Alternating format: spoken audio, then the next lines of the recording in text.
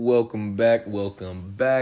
Back at y'all, man. It's your boy Mike coming at you with a, season wrap up, taking a look at some yearly stats, some of the awards around the league, and just kind of wrapping up this 23-24 season as a whole after your Arizona Cardinals were defeated in the divisional round playoffs by none other than the Green Bay Packers. Now, we did go over this a little bit in the last video. It'll be Cowboys hosting the Packers in the NFC. It'll be the Jaguars hosting the Ravens in the AFC. And again, as I said, my predictions stand firm. I do have Dallas taking down the Packers in pretty handily fashion, and I got the Ravens over Jacksonville in a tight one. And, man, again, as mentioned, just absolutely devastated to lose that game. We do believe that if Rashad Bateman had been there, things might have turned out a bit differently. But let's take a look at these stats for the team. Josh Dobbs, 3,807 yards, 39 TDs, 19 picks. Did average about 238 a game, only sacked 18 times. Had a pretty good season. Max Duggan, of course, with his little cameo. Ty Davis-Price, your NFL rushing leader for the season, 266 carries, 1,606 yards, 12 TDs, 6 yards a carry, which is really, really good from him. Tariq Cohen sprinkling in with 581 as well. Dobbs had a little bit. Rashad Bateman, man, absolutely fantastic when he came over. Averaged probably close to 150 over the last couple weeks of the year. Almost 1,300 yards, 12 touchdowns. Rondale Moore, 1,111 touchdowns, each of them hitting the 70 receptions mark. Trey McBride sprinkling in with 9 scores as well. And, we think we got a top 3 trio that looks really, really good, for years to come. Happy to have them in the fold. Losing Hollywood did hurt, but again, we think that Rashad Bateman is, more of that prototypical X-receiver versus Hollywood. As Zaven Collins did lead the team in tackles with 117. You see a lot of tackles for loss over there. Cam Thomas leading the team in sacks with 8.5, just a half sack more than rookie B.J. Ojulari. And Jalen Thompson, third on the team from the safety position with 6. Not a whole lot of push from the front line other than that. Interceptions. Greedy Williams, of course, led the league with 10. Zaven Collins grabbing 7. Got to be one of the surprises of the season. Jalen Johnson with 5. Handful with 3. Some with 2. Israel Mukuamu, was someone that we traded for at the beginning of the season. And he opened up the season strong with back-to-back interceptions. And, after that, just really did not have a big part to play. Keetro Clark blocking a kick. No safeties on the year. 3 defensive touchdowns from Kaiser White with a few from a couple other folks. Great job, man, from this defense. From a counting perspective, did give up a whole lot of passing yards. Matt Prater, perfect on the year outside of 2 missed PATs, both in one game, believe it or not. Nolan Cooney, of course, letting him go was not good, to say the least. And, of course, Tariq Cohen getting 1 punt return touchdown on the season. As we take a look around the league, passing leaders, Patrick Mahomes, Dak Prescott, Matthew Stafford, Aaron Rodgers, and Kirk Cousins, all over 4,200 passing yards. Really good seasons out of those guys. Joe Burrow, Herbert getting over 4,000 as well. Joe Burrow, 44-6 touchdown interception ratio. Rodgers, 41-6. But I don't know if those are better than 36-2. Burrow's might be, but 2 interceptions the entire season is absolutely insane. And then, of course, you got Josh Dobbs up there with 39. Great job from the veteran, man. Matthew Stafford, though, did have 22 interceptions. C.J. Stroud, a 20-for-20 season. Mac Jones, 18-for-18. And the worst performance of the year has to go to Daniel Jones. Played all 17 games, 11 touchdowns, 17 interceptions. As we go into our rushing leaders, of course, as we mentioned, Ty Davis-Price did, and now Derrick Henry missed a game, but, it is what it is. The only running back over 1,600 yards.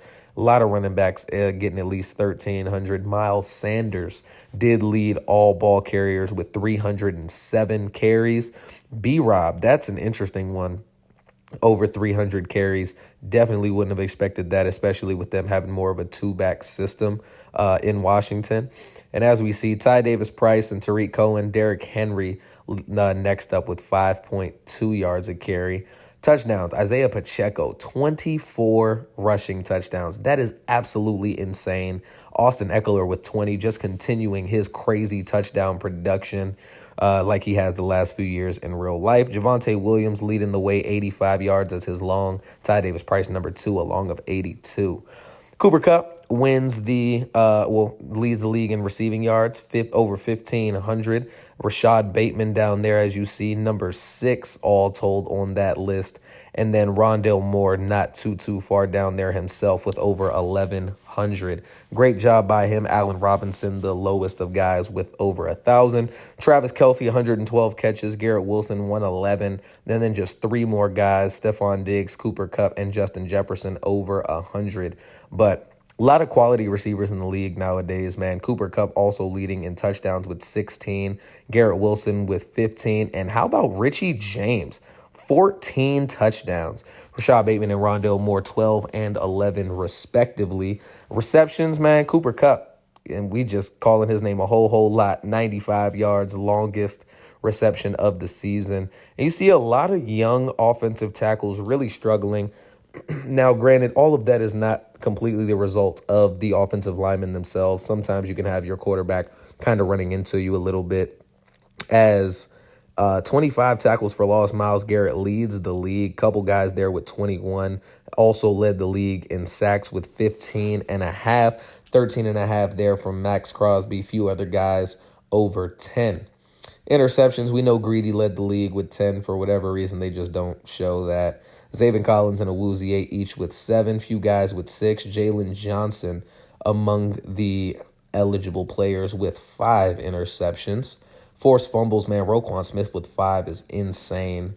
Aluakun with 5 is insane. Couple guys blocking kicks.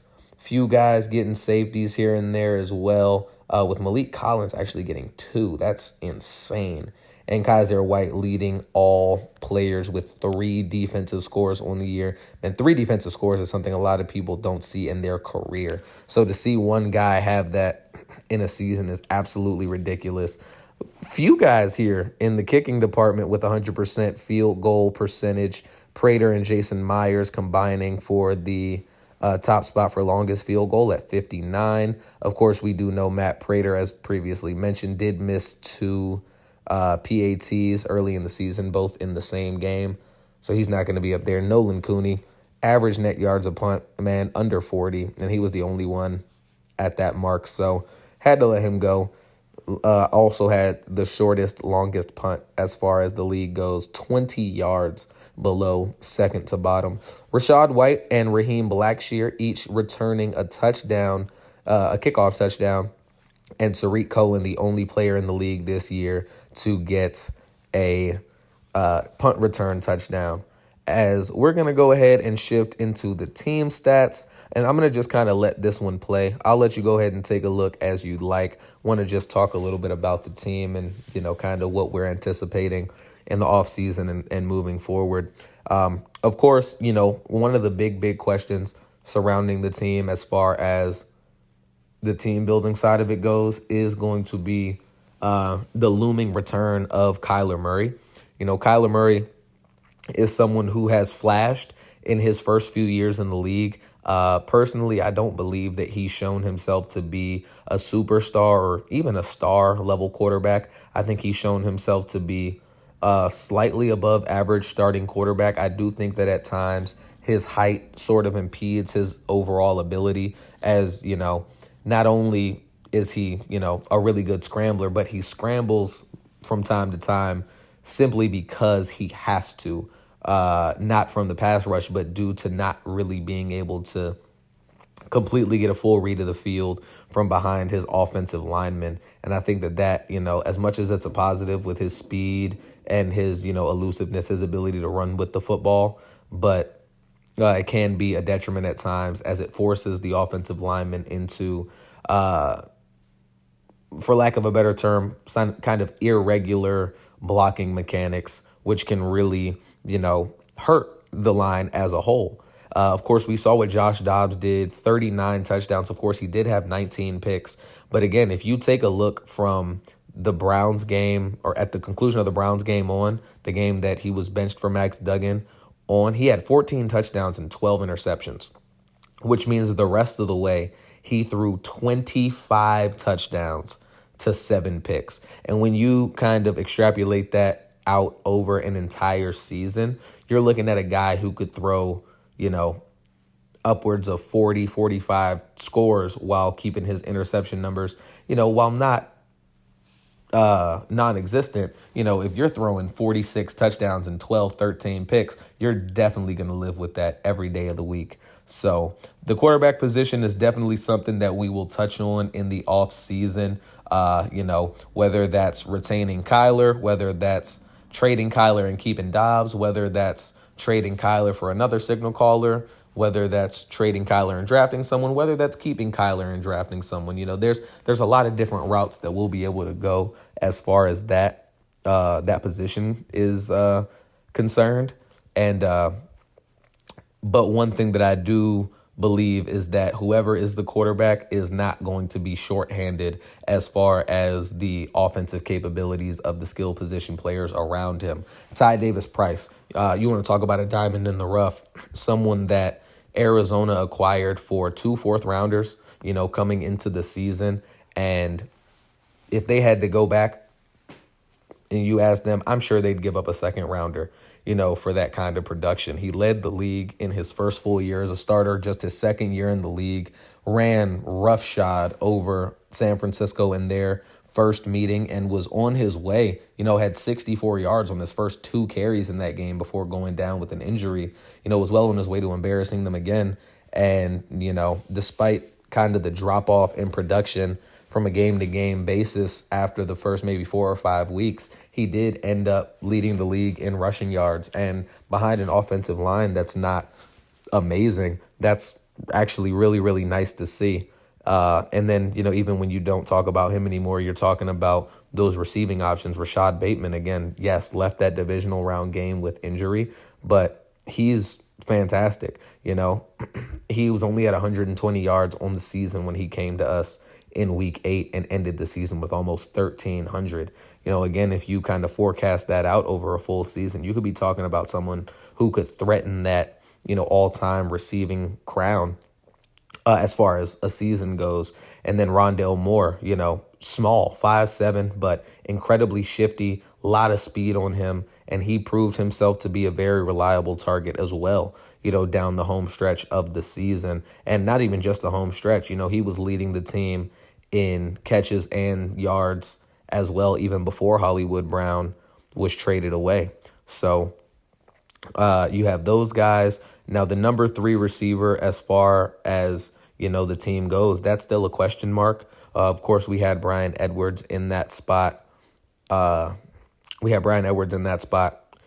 This year, and he was serviceable, almost 500 yards, 5 touchdowns, wasn't relied upon too heavily, but he really did his thing, overall. But, you got Michael Wilson now going into his second season, somebody to keep an eye on. Zach Pascal, of course, the veteran, was down the depth chart. But before we go ahead and get into all of that, let's go ahead and take a look at the playoffs so far. And, I was 1-1. I had the Cowboys going ahead and winning that one. I had the Ravens advancing from the AFC, and I thought Dallas would win comfortably, and I thought the Ravens would win a close game. They did not. Instead, they lose a close game after looks like a pretty defensive game overall. 3 touchdowns, though, from Trevor Lawrence, despite only 175 passing yards. But Travis Etienne, 164 yards and a touchdown on the ground. Really hard to win games in this league when your team is giving up almost 200 yards on the ground. And Hollywood Brown's season is going to come to an end. Sad to see for him, but happy for Jacksonville. They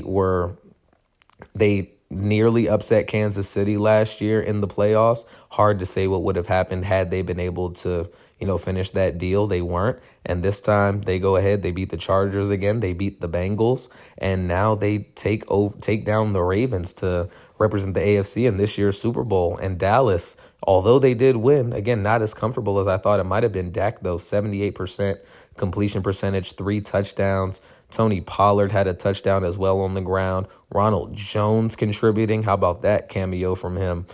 Zach Ertz leading the team, 5 catches for 84 yards. Jaden Reed, Christian Watson, O.J. Howard, Romeo Dobbs. Looks like the, kind of giving the ball around versus targeting just one guy has worked out very well for them. Didn't result in a win this time around, but, giving those guys confidence. Trayvon Diggs, another interception. How about that? But giving those guys confidence, throughout the years and making it to a conference championship so early, they're definitely going to, have that green light in the future. You might be looking at a very, very explosive receiving core, in a couple of years when they all kind of hit their prime. As we take a look at our Pro Bowlers, and I'll let you all look at the AFC side. I'll call out on the NFC side a little bit. Ty Davis Price, of course, running back 1. Love to see that after his fantastic season. Rashad Bateman does make the NFC squad, wide receiver 4 after his resurgence in the second half of the year. Trey McBride making it as tight end 3.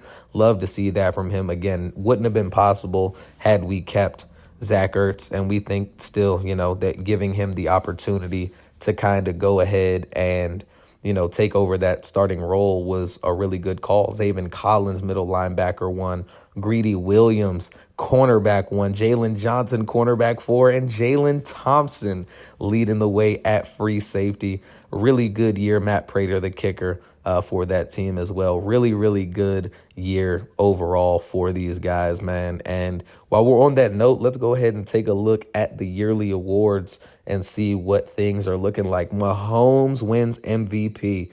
36 touchdowns, 2 picks. Your team's a top 3 seed in their conference. Really hard to keep that one away from you. Really, really good on him there. Robert Saleh wins Coach of the Year.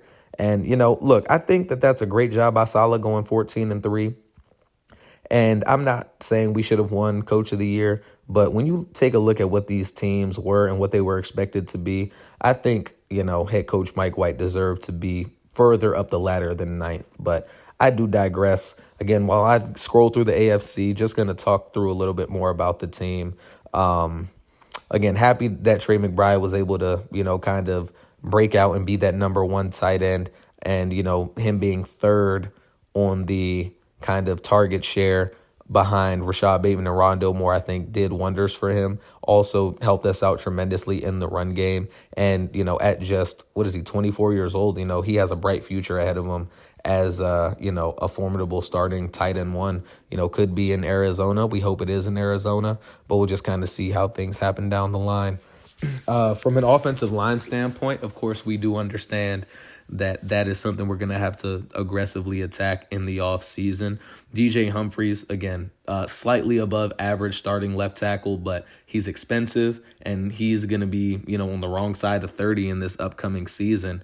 Left guard, we had Netani Moody, who, for as strong as he is, really not the most nimble of feet and not amazing in, any one category. Serviceable for sure, but, something that they might look to upgrade. They were playing a combination of Elijah Wilkinson and Holt Froholt at center throughout the year, both replacement level guys. But let's pause on that while we take a look at the NFC awards. Cooper Kupp takes home Offensive Player of the Year.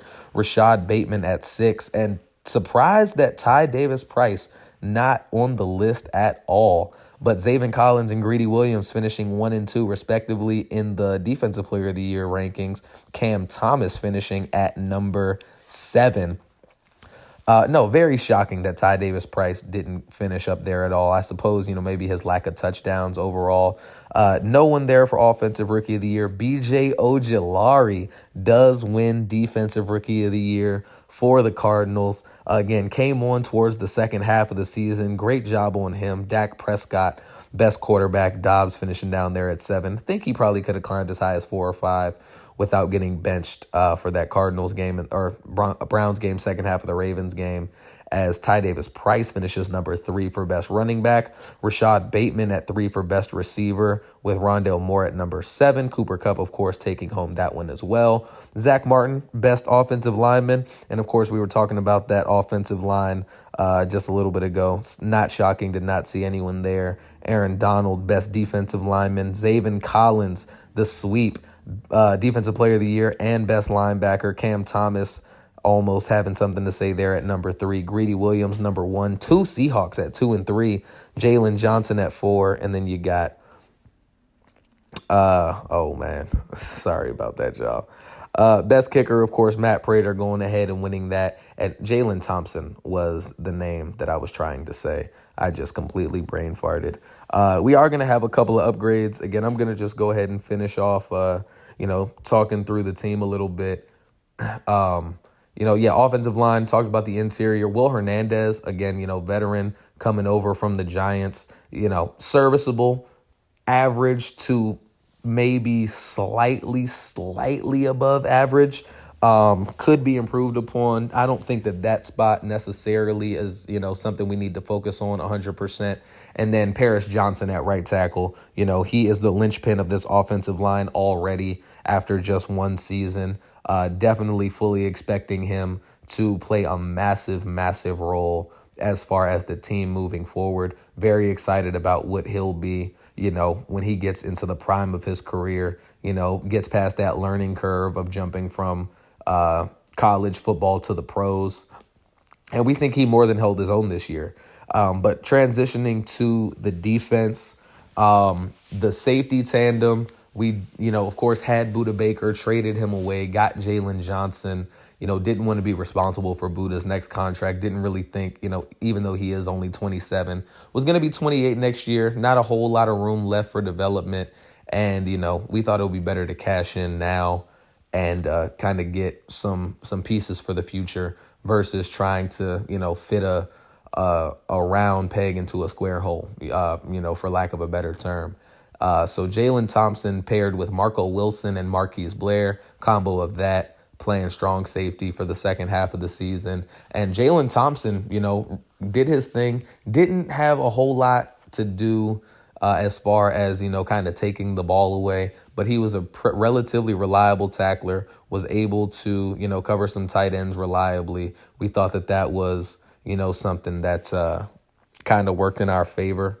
And, of course, at corner, we had Jalen Johnson come in the second half of the year after that absolute, baptism in his first game as a Cardinal, where he let Hollywood Brown just absolutely roast him, almost 200 yards and 3 touchdowns.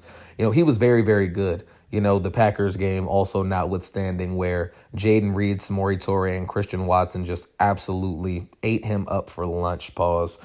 But all things considered, we think he's still a very good cornerback 1. Greedy Williams led the team, led the league in interceptions, held his own as well. Of course, had his moments, as any cornerback does, where he wasn't necessarily the tightest in coverage, maybe missed an assignment here or there. But we're very, very happy with the direction that, he was able to take us at corner. And Israel Mukuamu, we wanted to use him. We like his size. We still like his size and what he can possibly become.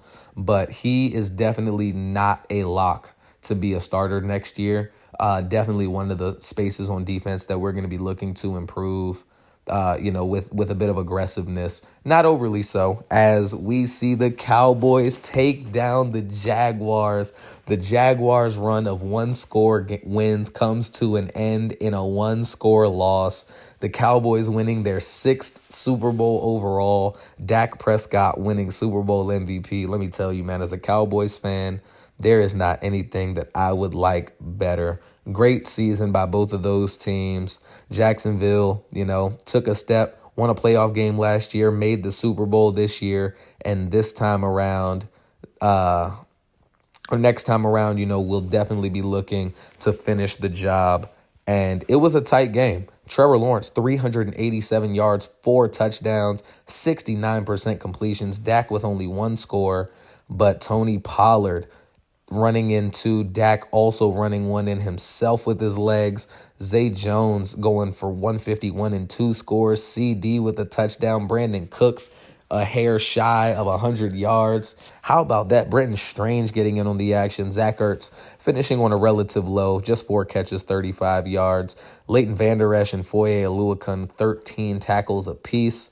Osa, DeMarcus Lawrence, Devin Lloyd, and Josh Allen getting those sacks. No interceptions in this one. Micah forcing a fumble. Only 2 tackles for Micah. That's an interesting one, although he did have a tackle for loss.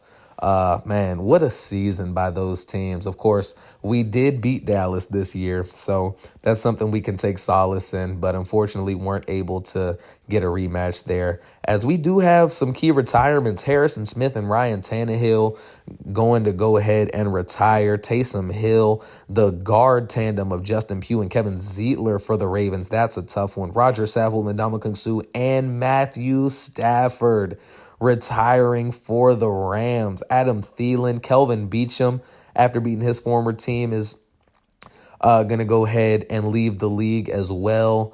Jamie Collins, Justin Houston, Calais Campbell, and Cordero Patterson. Now, that's a strange one. He's still pretty young, but Jason Kelsey and Lane Johnson and Brandon Graham all deciding to retire. And wow, man, the league is going to look pretty different next year. A lot of older veterans, some that still had some in the tank, some not so much. But the Eagles losing 2 key offensive linemen in one offseason definitely has to hurt. Pete Carroll also retiring.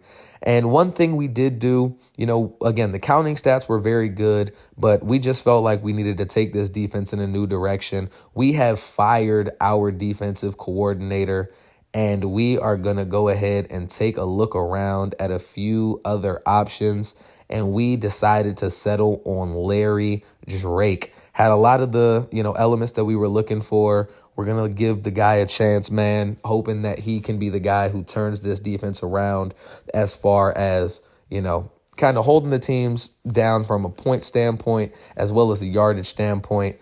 Finished, 31st in points per game allowed. Of course, our offense was number 1, which is the only reason that, that was kind of able to fly. As we take a look at some firings around the league, a lot of defensive and offensive coordinators getting the can. Arthur Smith done in Atlanta after just 2 years. Dayball as well. Dan Campbell, definitely very opposite from what's going on in real life. The Patriots head coach, not Bill Belichick, of course. And then also Josh McDaniels. Some, firings that were warranted, some that were a little surprising. And, man, how about that? As we're going to go ahead and advance to the re-sign players stage. And, we did a lot of our business during the season. Not a whole lot that needs to be done, here in this stage. I know we got a couple of fifth-year options that need to go ahead and be picked up. And, Rashad Bateman, was there ever any doubt after the way he ended his season? Zaven Collins as well. Was there ever any doubt? If there was, then, maybe you weren't watching the same series that I was playing. But both of those guys are going to be back next year. And I think that both of them have more than earned the right to, in that following year, go ahead and be some of the top guys paid at their position as they wait on potential contract extensions. And as we mentioned before, man, your Arizona Cardinals are going to have the number 1 pick in this draft, currently projected to take right end Walt Massey. And I got to say, I'm not really super impressed. The B finesse moves is nice, but D power block shedding is not where it's at. Keegan Buchanan at right tackle, great to elite across the board as far as his physicals go. And, he has a little bit of holes, as everyone will. Got Kenny Sasser projected there at number 3 to the Giants. Strong arm guy out of Washington. Accuracies look absolutely amazing. Top 5 projection, but round 1 to 2 talent. 1 to 2 talent. B awareness, definitely not going to be a guy that's going to do a whole lot out of structure. But if you give him a good offensive line, I think he could definitely do some damage as we take a look around a few other things. And, of course, with the trade for Kyler Murray, or trading away. Ooh. Trade to it at number 27. With the trading away potentially of Kyler Murray. Maybe one of those first round picks could end up being ours as well. Hard to say again. A lot of things you got to think through. How much dead cap is going to end up going onto the cap sheet. If anything, maybe keeping him around and drafting someone, or maybe rocking and rolling with Josh Dobbs again. I mean, he did have a phenomenal season after all. Kyler now 27 years old. And again, this is just going to be a very interesting direction that we're going to have to decide for the future of this team. In the short term, would trading Kyler away make us, less potent next year? Potentially. But there's also no guarantee that he would be able to hit the numbers that Dobbs was able to hit this year. 90 throw power, of course, better than Josh Dobbs. He's not really overly motivated to be here. Definitely showed as much when he scrubbed his social media of us, didn't really react super positively, with the contract extension. And again, this is something that is going to shape the future. If we keep him, it's going to put us on a projection for the next couple of years that may end up being positive. If we trade him away, there's the potential of positivity, but how positive can it truly be when you have a guy that's likely going to affect your cap sheet, who hasn't been, a superstar by any means, but, having that number kind of on the books for a while, especially after missing, a season and a half. It's going to be definitely an interesting conversation to be had. If I were to say, I'd say that head coach Mike White is, not necessarily leaning any which way yet at this point. Again, that's a conversation that doesn't yet need to be had. Still got free agency to go through, still got the draft to think about. And, might be something that could happen in the coming days, might be something that won't happen at all in the this off season. And, as we're going to go through, just kind of release some of these practice squad guys that got signed. But I'll go ahead and wrap up with the defense. Talked about safety, talked about corners. We talked about McQuamu last. Keitrell Clark and Rajon Wright. Again, not going to be in positions to truly help the team, especially coming off of an 11-6 season and a divisional round appearance. Not sure that those guys are going to even really get the opportunity to really push for a whole lot of playing time. They're just not ready. They're really, really young. And not to say that they couldn't play a part later down the line, just a bit unrealistic to think that they might, in just a season's time, go from fringe roster guys to viable NFL or playoff caliber starters. Again, still got some time until then. A lot to think about, a whole offseason to think about. But at that linebacker position, Zaven Collins, as we see, he was one of the best linebackers in the NFL this year, led the team in tackles, was second on the team in interceptions, had a few sacks. And we really like what he brings. We think that, deciding against having him as, a pass rusher full time was a very, very, very good decision. Happy with the results. Kaiser White, he's bounced around a little bit, was with the Chargers, now with Arizona. And I'll never forget, he's with Arizona, picked off Dak Prescott in that real life Cowboys Arizona game. That was a heartbreaker there. But, we really liked his production as well. So not necessarily in a rush to replace them. On the edge, B.J. Ojulari and Cameron Thomas each proved without a doubt that they can be building blocks. Cam Thomas, viewed as a guy who didn't necessarily have all the physicals to translate into the league, but led the team in sacks, had 2 interceptions on the year, had a touchdown. And, it's really hard to say that either of them need to be improved upon. Ojulari, of course, now just 1 season removed from being a second round pick. Cam Thomas now going into year 3, but in his second season really shined. So that's going to be something to keep an eye on. But the biggest piece that I feel, for this team that needs to be looked at and improved upon is definitely going to be that defensive front, the interior of the defensive line. Again, we talked about Thomas and Ojulari, think they're spectacular off the edge, but if you have zero help up the middle, it's really hard to be as successful as you can be. Lecky Fotu, LJ Collier, Carlos Watkins, Jonathan Ledbetter, none of those guys really inspire confidence when you think about, some of the better interior players today. And, not saying we need an Aaron Donald or a Chris Jones or a Dexter Lawrence, but when you have a guy that can't really push the pocket at all, it really does make it hard to be successful. I mean, we did have a top 10 run defense, but I think that that's more of a product of the linebackers playing over their heads. Jalen Thompson didn't have 6 sacks for no reason. He played often as kind of, an in-the-box guy, even though that's not really his role, his frame. And it's definitely going to be a big emphasis when we head into free agency and the draft. But, other than that, I really look forward to hearing your thoughts and comments on, what you feel we should make happen as far as improvements to the team, as far as, maybe what do you think the future of Kyler Murray should be? Of course, this is a Cardinals franchise, and I knew that was a question that was going to have to be answered, in short order. So, let me know. Should we keep Kyler? Should we trade him away? Should we keep him and draft a rookie anyway? Should we trade for another veteran? Should we trade for, a young guy, maybe a Justin Fields, who hasn't worked out in Chicago up to this point? He's going to be going into year 4. Or maybe a guy like, a Davis Mills, who, is going to be going into his 4th season as well, but of course is buried on the depth chart behind rookie CJ Stroud.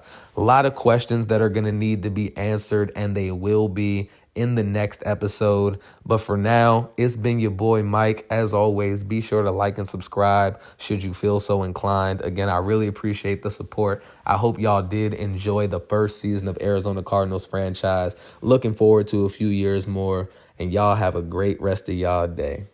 Peace.